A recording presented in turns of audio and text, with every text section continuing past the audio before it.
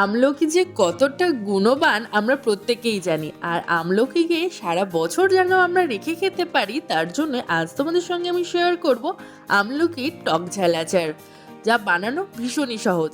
So hello my beautiful families, welcome to my YouTube channel and Facebook page রয়েস cooking lookbook. তো তার জন্য আমি এখানে নিয়েছি 800 গ্রামের মতো আমলকি, যেটা আমি ভালো মতো ধুয়ে নিয়েছি। এবারে আমলকিগুলোকে একটু স্টিম করে নিতে হবে। তো তোমাদের বাড়িতে স্টিমার থাকলে তোমরা স্টিমারে স্টিম করে নিতে পারো, বাট আমার নেই। তার জন্যই একটা সসপ্যানে কিছুটা পরিমাণে জল নিয়ে এরকম জালিদার যে কোনো থালা বা কিছু দিয়ে দেবে। তার ওপরে এবার আমলকিগুলোকে দিয়ে 10 থেকে 15 মিনিটের মতো আমরা সেদ্ধ করে নেব। তোমাদের বাড়িতে যদি স্টিমার না থাকে তোমরা এভাবে অনায়াসে কিন্তু সেদ্ধ করে নিতে পারো। জলের মধ্যে একদম ডুবিয়ে দেবে না, তাহলে কিন্তু আমলকির গুণ জলের সাথে মিশে যাবে। এভাবে স্টিম করে নিতে হবে 10 থেকে 15 মিনিট।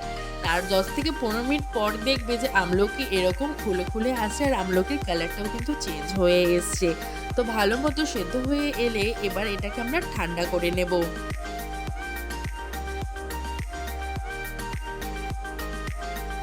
আমলকিগুলো একদম ঠান্ডা হয়ে গেলে হালকা একটু হাতের চাপ দিলেই সুন্দর মতো বীজ থেকে কিন্তু একদম খুলে আসছে এভাবে পিস পিস হয়ে। তো এভাবে সবগুলো আমলকি আমি বীজ থেকে ছাড়িয়ে নেব খুব সহজেই। আমলকিগুলোর ভেতর থেকে বিছাড়ানো হয়ে গেছে, এরকম কোয়াভাবে বেরিয়েও এসছে। আমলকিটা যেহেতু অন্য ফলের থেকে একটু অন্যরকম স্বাদের, তো আমরা অনেকেই মনে করি যে আমলকির আচার হয়তো বা খেতে ভালো হবে না। তবে এভাবে যদি তোমরা একবার বানাও বারবার খেতে চাইবে, এতটাই টেস্টি হয়। তো তার জন্য আমাদের একটা মশলা তৈরি করে নিতে হবে। দেখিয়ে নিলে কী কী মশলা দিয়েছি। এর মধ্যে রয়েছে গোলমরিচ, ধনে, জিরে, সর্ষে, সামান্য একটু মেথি শুকনো কলায় ভেজে গুঁড়ো করে নিয়েছি।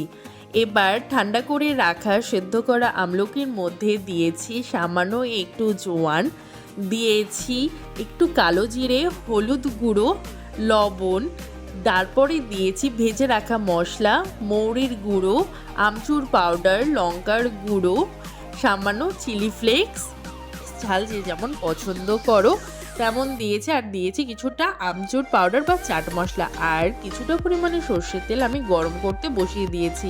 এবার মশলাগুলোকে দিয়ে শুকনোভাবে আমলকির গায়ে ভালো মতো মশলাগুলো মাখিয়ে নিতে হবে।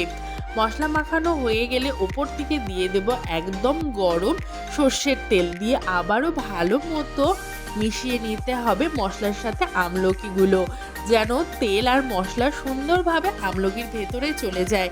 এভাবে ভালো মতো মিশিয়ে নিয়ে একদম পুরো ঠান্ডা করে জারে ভরে রাখলেই কিন্তু তৈরি আমাদের এই ঝাল ঝাল আমলকির আচার। ভালো লাগলে অবশ্যই ট্রাই করো আর বন্ধুদের সাথে শেয়ার করো।